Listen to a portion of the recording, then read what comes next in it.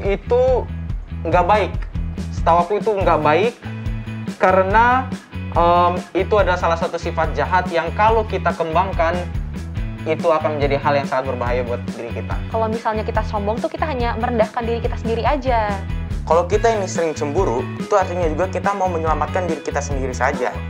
Sebenarnya sih gue nggak mampu, cuman dia lebih mampu, akhirnya cemburu. Dan kalau cemburu itu dipendam terus akhirnya dengki.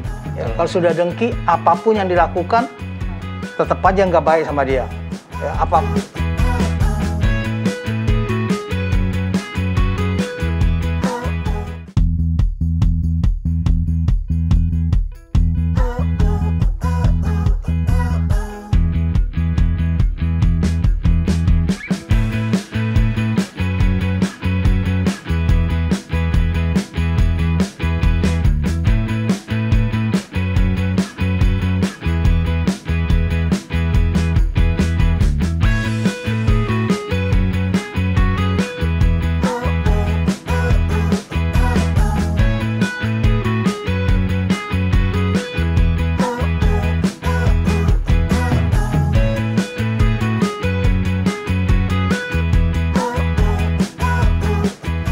Teman-teman, apa kabarnya nih? Semoga hari ini menyenangkan ya. Kita telah tiba pada pelajaran baru kita di kuartal yang keempat. Dengan topik pembahasan ini adalah kenyataan Alkitab. Nih, aku yakin nih selama triwulan ini kita telah mendapatkan beragam informasi yang menarik tentang maksud Allah dalam kehidupan kita. Benar banget. Dan tentunya pelajaran kita saat ini cocok banget buat orang-orang muda kayak kami di sini dan juga teman-teman di rumah yang mau lebih banyak lagi belajar tentang kasih Allah dalam kehidupan kita.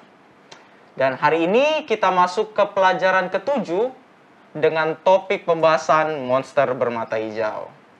Nah, kita semua pasti pernah cemburu. Nah, aku mau tanya nih sama kita semua di sini. Kita ini pernah cemburu karena apa dan sama siapa? Aku mulai dulu ya. Kita semua pasti pernah cemburu sama teman kita yang nilainya lebih tinggi dari kita. Contohnya aku baru-baru ini ambil rapor dan nilai temanku kadang ada yang lebih tinggi, jadi aku cemburu. Yang lain gimana? Nah, aku sendiri juga pernah cemburu nih sama sahabat aku yang punya sahabat baru. Sementara aku tuh sahabat lama, jadi kita cemburu. Oke. Kalau aku sih, teman-teman, pernah cemburu pasti pernah, tapi aku lupa ya kapan aku cemburu karena udah lama lah aku nggak ngerasa cemburu karena aku rasa ya kayak fine aja kalau dia punya ya udah terserah juga nggak apa-apa gitu loh.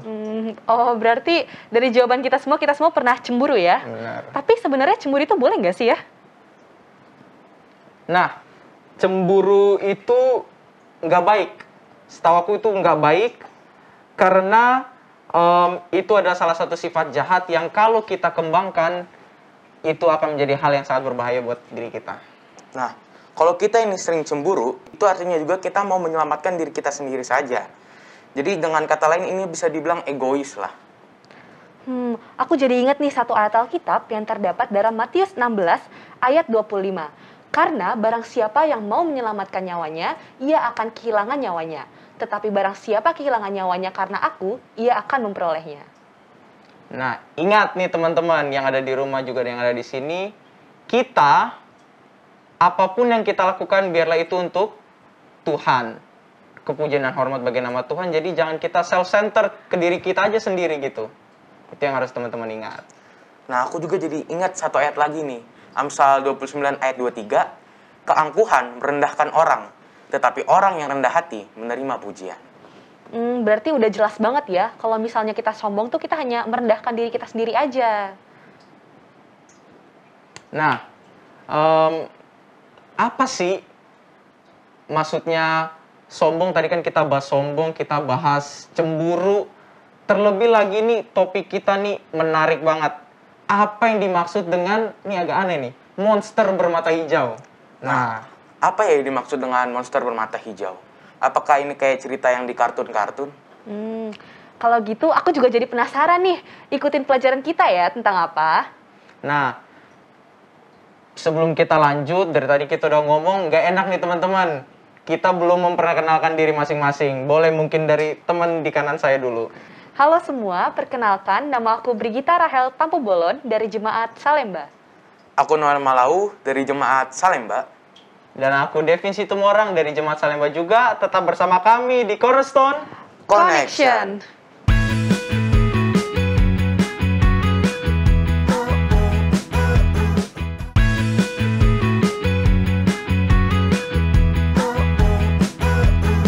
Kembali lagi di Cornerstone Connection.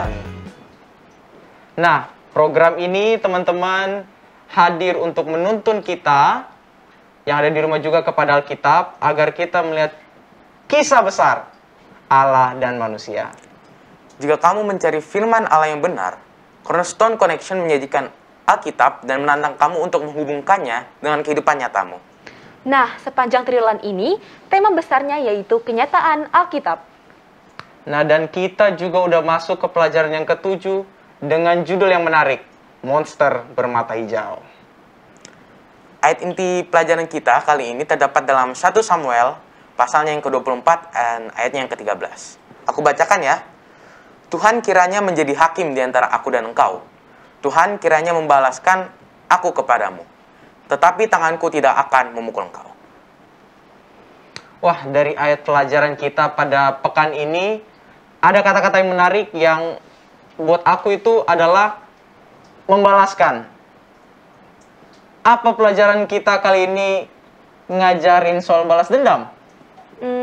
Pelajaran kita kali ini masih berlanjut loh. Dan kali ini tentang Raja Saul, Yonatan, yang merupakan anak dari Raja Saul dan juga dengan Daud. Menariknya nih, Raja Saul nggak suka banget sama Daud. Karena Saul tahu kalau yang akan menggantikan dia nanti sebagai raja adalah Daud. Bukan anaknya sendiri yaitu Yonatan. Tapi Yonatan dan Daud mereka berdua itu sahabatan. Nah, sebelum kita ke kisahnya yang lebih jauh nih, ada sebuah kutipan yang terdapat dalam Alfa dan Omega jilidnya yang kedua, halamannya yang ke-302. Saya bacakan. Sekalipun Saul senantiasa mencari kesempatan untuk membunuh Daud, ia merasa takut kepadanya oleh karena jelas bahwa Tuhan menyertainya. Tabiat Daud yang tidak bercelah membangkitkan murka raja. Ia merasa bahwa hidup dan kehadiran Daud mendatangkan suatu teguran kepadanya. Oleh karena dengan beda yang amat nyata itu telah menyatakan tabiatnya sendiri sehingga tidak menguntungkannya. Iri hatilah yang telah menyebabkan Saul menderita dan menempatkan bawahnya yang rendah hati itu dalam bahaya. Betapa hebatnya bahaya yang diakibatkan oleh sifat yang jahat itu dalam dunia ini. Kita pasti udah tahu nih, kalau seseorang yang sudah dipilih oleh Tuhan, pasti Tuhan akan sertai sama seperti Daud. Saul pun tahu hal itu, makanya Saul takut dan ingin membunuh Daud. Tetapi karena ada sebuah monster ini, atau kejahatan besar dalam hati Saul, Saul ingin tetap menyingkirkan Daud. Padahal Saul sudah tahu bahwa Daud telah dipilih oleh Tuhan. Nah, teman-teman aku jadi inget nih, ada tulisan Josh Billings ya, kalau kita tahu, seorang pelawak di Amerika, abad ke-19. Dia bilang kayak gini, kasih memandang melalui teleskop, tapi kecemburuan melalui mikroskop. Jadi, saking kecilnya cemburu itu, bahkan harus dilihat pakai mikroskop. Nah, Gitu loh. rasa cemburu ini juga lah yang merasuki diri Saul. Dia nggak sadar tuh kalau dia itu cemburu. Dan hanya fokusnya itu untuk tujuannya itu menyingkirkan Daud. Tapi apa ya maksudnya dengan monster hijau ini? Nah, teman-teman, kalian tahu nggak sih? Kalau kita, teman-teman di rumah juga boleh buka dalam buku Cornerstone-nya yang apakah kamu tahu? Ya.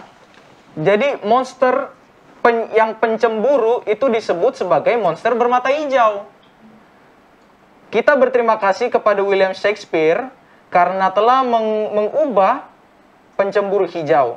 Hal ini dapat ditemukan dalam puisi Inggris yang luar biasa yang pertama sekali digunakan dalam bentuk ungkapan dalam permainannya The Merchant of Venice. Bagaimanakah semua kegembiraan melayang ke udara, seperti halnya pemikiran yang penuh keraguan dan rangkulan keputusasaan. Ketakutan yang menggetarkan dan kecemburuan bermata hijau. Dari bacaan kita dalam buku ini, apakah kamu tahu? Udah kamu tahu? Jadi, kita mengerti apa maksud dari monster bermata hijau. Di pelajaran pekan ini ternyata adalah rasa cemburu. Dan fokus kita kali ini itu mengenai rasa cemburu Saul yang sangat besar sehingga Saul juga tidak bisa mengontrol dirinya sendiri karena rasa cemburu itu. Nah, dan karena itu roh jahat terus-menerus masuk ke dalam hati, bahkan di rumah Saul sendiri. Nah, kalau teman-teman baca, teman-teman ingat ketika Daud lagi main kecapi, karena dia salah satu bawahannya Saul, yang Saul suruh, Saul melemparkan tombak ke arah Daud saat dia sedang bermain kecapi, kalau teman-teman ingat. Padahal Saul sendiri sangat suka permainan kecapinya Daud. Nah, dari karena itu aku mau diskusi nih sama kita. Terdapat di buku kita, bisa kita baca, apakah pendapatmu? Ada 2 pertanyaan yang bisa kita diskusikan bersama-sama. Pertanyaan pertama, saya tidak menyukai orang yang cemburuan oleh karena. Yang kedua, apakah kualitas yang orang cemburu miliki yang mereka abaikan ketika iri kepada orang lain? Kita yang pertama ini, diskusi dulu. Saya tidak menyukai orang yang cemburuan oleh karena. Dari saya sendiri, saya tidak menyukai orang yang cemburuan karena orang yang cemburu itu kadang suka jadi bikin kita merasa kalau kita ini salah, ngerti nggak sih? Karena dia cemburu kepada kita merasa bahwa kita sudah melakukan yang terbaik, jadi merasa salah karena dia merasa cemburu sama kita. Itu sering terjadi. Kalau kalian gimana? Kalau aku sendiri kurang suka sama orang yang cemburu karena kita nanti jadi dimusuhi nggak sih? Kayak pernah nggak sih orang yang cemburu? Kita dicemburu orang lain, tapi malah kita yang jadi salah, setuju sama Noel, dan kita malah dimusuhi oleh orang lain di sekitar kita. Nah, kalau aku sih, kalau orang cemburu ini gimana ya? Bagi aku orangnya annoying gitu. Annoying dalam hal apa? Karena apapun yang kita lakukan, nih orang ini memang nggak suka sama kita. Jadi kan cemburu itu nggak langsung aja, cemburu karena ini, cemburu karena itu. Kan ada suatu alasan di balik itu kenapa dia cemburu kepada kita. Jadi bagi aku, kalau memang pada dasarnya orang itu udah cemburu sama kita, ini menurut aku pribadi ya, apapun yang kita lakuin, orang itu tetap nggak suka sama kita, karena dia udah cemburu. Selanjutnya, apakah kualitas yang orang cemburu miliki yang mereka abaikan ketika iri kepada orang lain? Sebenarnya banyak sih, kualitas setiap orang itu berbeda-beda. Ketika seseorang cemburu, maka kualitas yang dia miliki itu akan dia hilangkan. Bener banget nih. Nah, untuk itu kita sudah diskusikan bersama-sama, namun sepertinya ada beberapa nih yang kurang kita pahami. Jadi, mending kita diskusin bareng sama Pak Pendeta Benny Tambunan. Benar. Oke teman-teman, kita akan diskusi lagi bersama Pak Pendeta. Jadi jangan kemana-mana, tetap di Cornerstone Connections.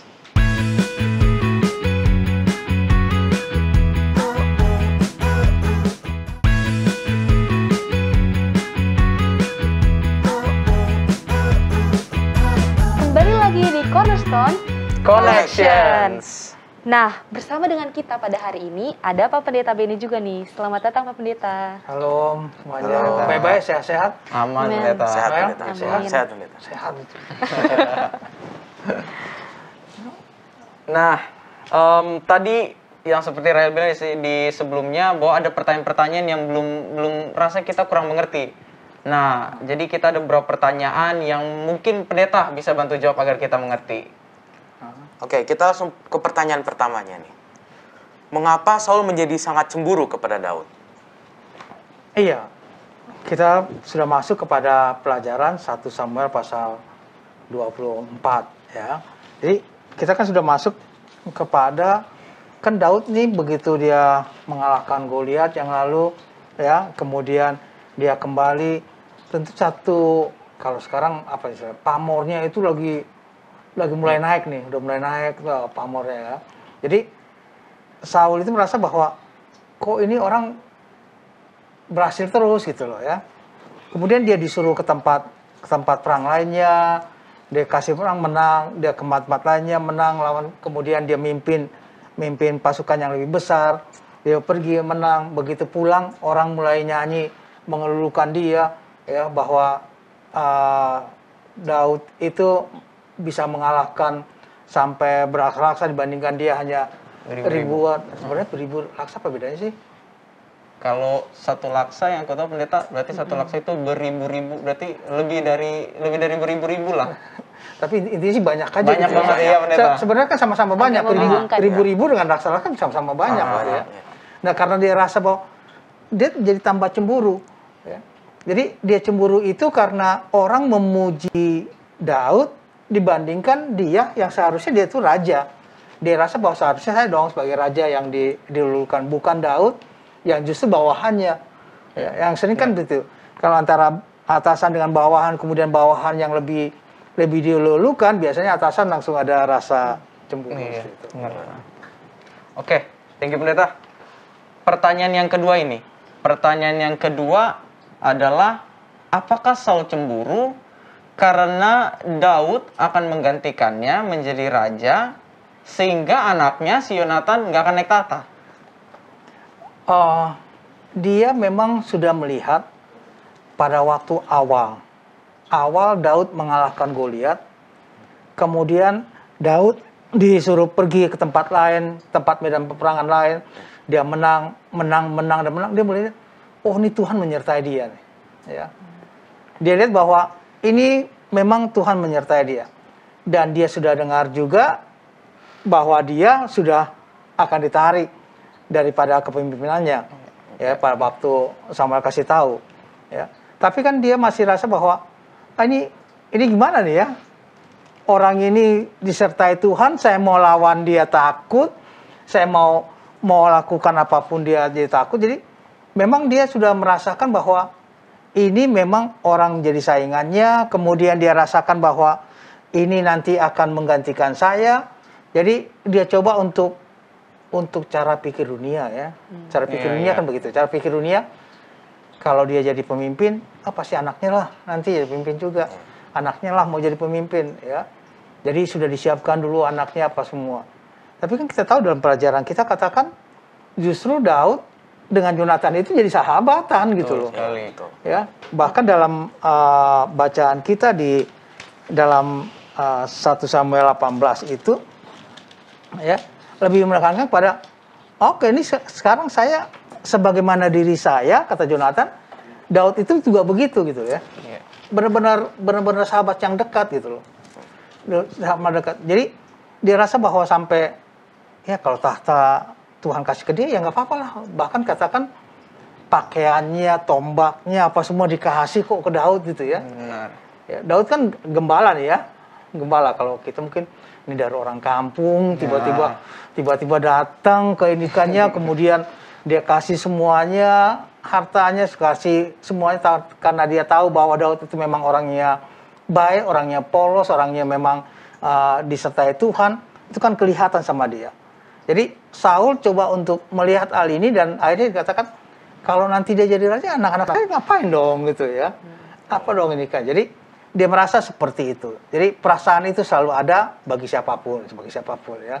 Tapi kalau kita berjalan bersama Tuhan, sebenarnya kita nggak perlu takut mau siapapun jadi pemimpin, mau anaknya, mau orang lain yang Tuhan tunjuk jadi pemimpin, ya kita ikut aja kan. Makasih Pak Pendeta atas jawabannya. Pertanyaan yang ketiga nih Pak Pendeta. Menurut Alkitab, apa yang Yonatan lakukan ketika mengetahui bahwa ayahnya, yaitu Raja Saul, sangat membenci Daud? Iya. Kan punya sahabat nggak sih?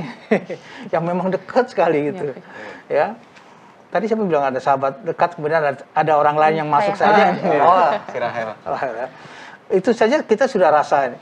Ini memang dia memang sudah rasakan bahwa diri kamu ya diri saya juga.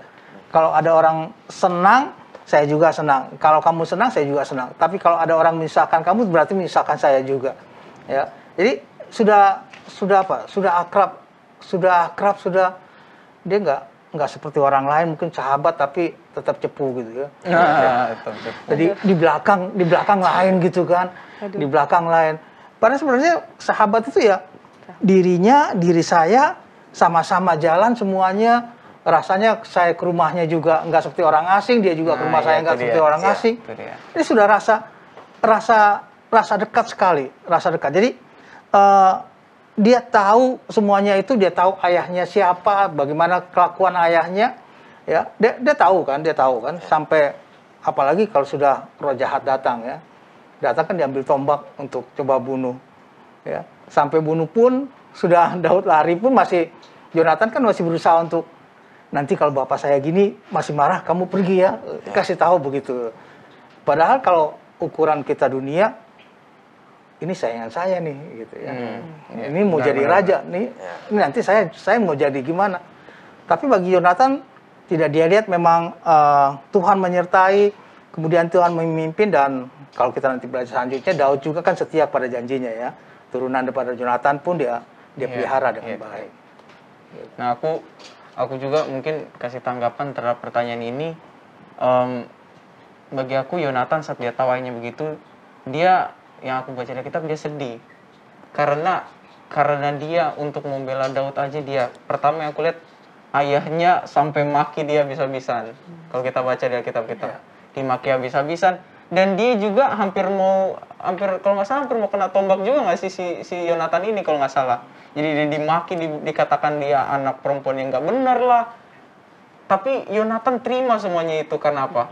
Karena kasihnya kepada Daud seperti dia mengasihi dirinya dia sendiri. Jadi saat dia tahu bahwa Saul benci sama Daud, dia mungkin hatinya sakit ya, seperti tersayat karena sahabatnya sendiri harus mengalami seperti itu gitu. Kita ke pertanyaan selanjutnya nih. Nah, dari cerita ini kita tahu bahwa cemburu itu adalah hal yang biasa terjadi bahkan kepada Saul, seorang raja. Apalagi kepada kita di zaman ini, orang muda ini.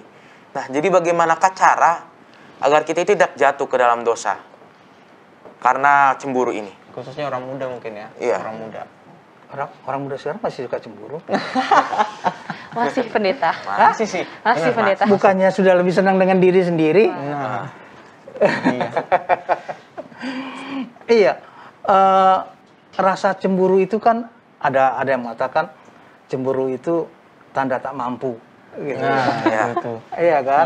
Sebenarnya sih gue nggak mampu, cuman dia lebih mampu, akhirnya cemburu. Dan kalau cemburu itu dipendam terus, akhirnya dengki. Ya, kalau sudah dengki, apapun yang dilakukan tetap aja nggak baik sama dia. Ya, apapun yang dilakukan. Ya. Jadi kita itu harus melihat bahwa nggak ada gunanya juga cemburu kan ya sebenarnya. Iya kan? Kalau dia punya kelebihan sana, ya udah itu kelebihannya. Saya yang harus me-upgrade diri saya harus menambah diri saya untuk saya juga sebenarnya bisa untuk mengejar yang positif ya. Jadi bukan mengejar supaya saing-saingan. Misalnya, wah kalau dapat ini, dapat begini, ini tidak dalam hal yang negatif, tapi dalam hal yang positif untuk kita mengejarnya. Untuk ya saya juga sebenarnya bisa seperti itu. Saya akan usahakan, bukannya kamu bisa begitu mulai jelek-jelekin ke orang lain apa semuanya. Karena sudah cemburu itu tadi saya katakan akhirnya menjadi dengki. Kalau sudah dengki itu ya ngomong kemana-mana nanti apa semuanya di belakang itu akan menjelekkan dan lain sebagainya, yang membuat ya yang dicemburuin bisa tidur nyenyak, dia nggak bisa tidur nyenyak. karena pikirannya selalu akhirnya kepada hal-hal yang negatif semua. Gitu. Bener. Ternyata aku mau kasih tanggapan juga. Jadi bener. Tanggapan atau kesaksian sobat? Aduh. Kesaksian tanggapan ya. Karena aku tadi kata-kata yang pendeta itu kena dan relate karena mungkin bukan aku ataupun karena aku lupa, tapi kadang-kadang ketika kita cemburu kepada orang lain, itu adalah cemburu karena kita nggak bisa seperti dia. Iya. Itu yang bahayanya lagi, ketika kita nggak bisa seperti dia, itu kita mulai menjelekan, kita mulai ngomong ke yang lain, kita main menyingkirkan aja orang gitu. Misalnya dia salah satu circle kita, dia nggak cocok sama kita karena kita iri, sama seperti Saul nih kan. Dia raja loh. Terus tiba-tiba dia dengar rakyatnya ngomong, "Oh, Daud mengalahkan berlaksa-laksa." Lah, dia sebagai raja lah, harga diri saya gimana? Masa rakyat saya lebih suka sama Daud padahal saya rajanya? Muncullah rasa, ada saingan gue nih, katanya Saul nih. Ada saingan, itu dia. Tapi dari pendeta Benny tadi dia bilang bahwa coba kita lihat ke diri kita masing-masing dulu deh. Apa sih yang bisa kita rubah supaya untuk dalam hal positif kita bisa tiru dia? Tanpa kita harus nggak menjelekan dia, ngomongin ke orang lain karena kita nggak bisa seperti dia. Kalau ada hal yang positif, yang baik dari dia, aku sih yakin 100% pasti kita bisa tiru asal kita mau, tanpa harus menjelekan. Itu sih pendeta. Iya. Nah, mungkin Noel ada tanggapan lagi, ada pertanyaan kelima mungkin bisa Noel bacain. Pertanyaan selanjutnya ini, apa yang harus jangan saya, kita semua lakukan nih ketika ada teman atau orang lain yang cemburu kepada kita semua? Kalau orang lain yang cemburu kepada kita sekarang. Kalau tadi kan kalau kita cemburu pada orang lain. Iya. Sekarang balik. Kalau orang lain cemburu kepada kita. Kamu bikinnya apa kalau gitu? Kalau orang lain cemburu kepada kita, saya sih emang orangnya cuek ya. Jadi kalau ada yang cemburu sama saya ya itu masalah dia. Mungkin takutnya itu nanti dia jadi sebarin kemana-mana, saya yang jadi dibenci, itu sih. Kalau kamu orangnya? Kalau ada orang cemburu pada kita ya mungkin kitanya bisa jauh lebih rendah hati ya. Kita juga harus memandang karena kadang kita orang lain cemburu pada kita. Mungkin pernah kita sekarang ada kalau anak muda kan sosial media ya. Mungkin kita pernah menjelekkan atau merendahkan orang lain karena kita yang tinggi. Mungkin kita juga harus melihat juga nih ke diri kita sendiri. Mungkin kita pernah kayak gitu. Iya, juga gitu. Kalau aku sih balik lagi ke pendeta. Dia yang capek, dia yang cemburu, ya udahlah, aku mah tidur nyenyak aja gitu loh. Kalau aku kan orangnya kepikiran. Iya, jadi Saul kan bukannya tidak dinasihati, dia dinasihati. ya. Dia dinasihati, dia kasih tahu semuanya dan lain sebagainya. Dan Daud orangnya tahu bahwa dia akan jadi raja. Iya. Ya kan dia durapi lebih dahulu, dia akan menjadi raja, tapi dia nggak mau buru-buru kan. Dia tidak mau buru-buru, bahkan sampai dia sudah ada di hadapannya, tinggal bunuh gitu ya. Iya. Tinggal bunuh, dia nggak lakukan itu. Ya, dia tidak lakukan karena dia tahu ini musuh yang paling kalau saya udah sengsara, saya udah lari kemana-mana gara-gara kamu. Semuanya sekarang ada di depan saya. Kalau orang bilang sekarang Tinggal udah sikat aja deh gitu kan. Tapi kan dia tidak mau menyentuh, dia bilang tidak. Nah, ini kan sifat bahwa kita juga kalau ada sifat begitu, kita katakan bahwa semua orang sama kok di hadapan Tuhan. Kita ini sama di hadapan Tuhan. Nggak ada orang yang lebih tinggi, nggak ada orang yang lebih rendah, nggak ada bawahan, atasan di hadapan Tuhan ya. Di hadapan Tuhan sama, nggak ada bawahan, nggak ada atasan, semua sama. Kalau semua sama di hadapan Tuhan, ya kalau dia cemburu kepada saya, ya saya harus memperlihatkan bahwa bagi saya sih nggak ada apa-apanya gitu ya. Saya tetap berteman, saya tetap bergaul, saya tetap ngomong sama dia, saya tetap bercakap-cakap dengan dia dan lain sebagainya, sehingga dia akan tahu bahwa sebenarnya nggak ada gunanya dia cemburu pada saya. Gitu. Jadi maka itu sebenarnya tadi saya bilang anak-anak sekarang kan sebenarnya anak-anak generasi ini kan sebenarnya nggak begitu peduli dengan sifat-sifat cemburu, betul kan ya? Sebenarnya nggak peduli kan? Ya cemburu urusan lo tuh, ya kan begitu kita ya. Itu urusan lo kalau cemburu sama gue, urusan gue sih gue tetap. Tapi kita diajarkan pada saat ini dari pelajaran Saul, ya kemudian Daud dan Jonathan, bahwa tetap memperingatkan, tetap berteman, tetap mendekatkan diri dengan siapapun untuk bawa orang lain itu kepada Tuhan juga. Jadi bukannya kita menjauhkan juga, kalaupun kita ini kan ataupun menjelekkan, tapi justru lebih dekat lagi supaya kita lebih dekat kepada Tuhan bersama-sama. Baik, terima kasih Pak Pendeta. Ini untuk pertanyaan terakhir nih Pak Pendeta. Meskipun anak zaman sekarang itu kesannya cuek gitu, tapi tetap aja kan kita ini manusia ya. Ketika ada rasa cemburu dan rasa kesal itu datang, menurut Pak Pendeta sendiri bagaimana cara kita untuk bertahan dalam iman dan kebenaran? Iya, gunakan prinsip kita bahwa di hadapan Tuhan semua sama. Di hadapan Tuhan semua nggak ada yang penting hubungan kita juga dengan Tuhan itu baik. Ya. Selama hubungan Tuhan dengan baik, maka hubungan kita sesama juga akan baik. Dan kalau hubungan sesama dengan baik, kita tidak akan cemburu, kita tidak akan iri, yang berakibat lebih fatal lagi, maksudnya pada dengki. Kalau sudah dengki kan sudah hal yang lebih lagi. Jadi usahakan buang cemburu. Kalau ada rasa cemburu kita, nggak apa-apa, itu kelebihan dia. Kalau perlu ya kita dukung dia gitu loh. Kita dukung dia supaya kita juga rasakan, oh ini juga bagian daripada saya untuk boleh menjadi mendukung seseorang gitu. Oke, Pendeta, mungkin kalimat pelengkap terakhir kesimpulan supaya teman-teman yang ada di rumah bisa ngerti pelajaran kita ke-7 kali ini. Baik, pada semua teman-teman, korespon manapun pada saat ini berada, pelajaran kita pada saat ini monster di mata hijau yang digambarkan dari penulis Shakespeare, bahwa itu adalah suatu kecemburuan, dan kecemburuan itu adalah hal yang sangat tidak baik, dan dicontohkan dalam pelajaran sekolah sahabat kita mengenai Saul dan juga hubungan Daud dengan Jonathan. Marilah kita mengadakan hubungan yang baik satu dengan yang lain, menghilangkan sifat cemburu kita agar kita boleh baik kepada siapapun dan boleh menjadi berkat kepada siapapun. Kita tunduk kepala untuk berdoa.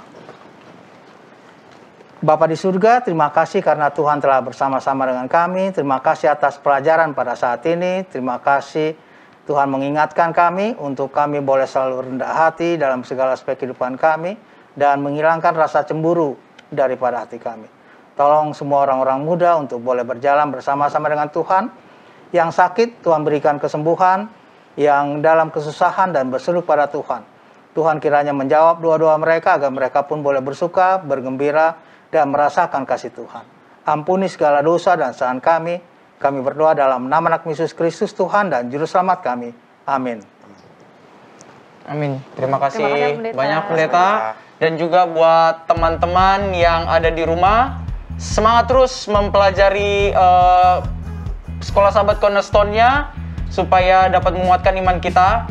Karena selalu ada hal yang menarik dari setiap pembahasan pelajaran kita. Terima kasih juga buat Pendeta Benny yang sudah membantu kami menjelaskan. Terima kasih juga buat Hope Channel yang selalu membantu kami untuk setia dan belajar mempelajari firman Tuhan melalui Cornerstone. Oke, untuk akhir kata, teman-teman, Cornerstone Connections.